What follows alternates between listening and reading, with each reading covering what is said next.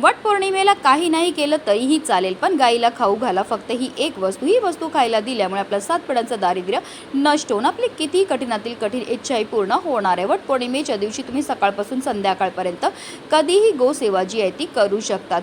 सगळ्यात पहिली वस्तू जी आहे ती आपल्याला जी गाईला खायला द्यायची ती म्हणजे मसूरची डाळ.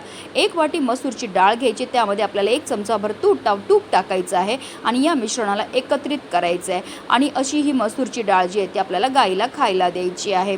जेव्हा आपण मसूरची डाळ आणि तूप गाईला खायला देतो तर त्यामुळे आपल्या जीवनामध्ये असणारा मोठ्यात मोठ्या कर्जापासून आपल्याला मुक्तताही मिळत असते.